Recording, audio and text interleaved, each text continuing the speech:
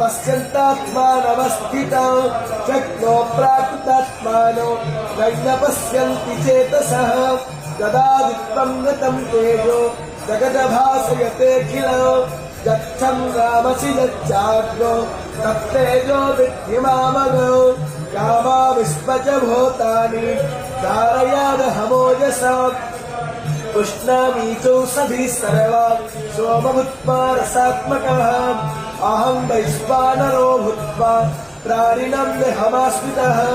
प्राणपानः समायुक्ता पचमन्यं चतुर्विधौ सर्वश्च चाहं हृदि सन्निविष्टो मतस्पतिज्ञानपपोहनं च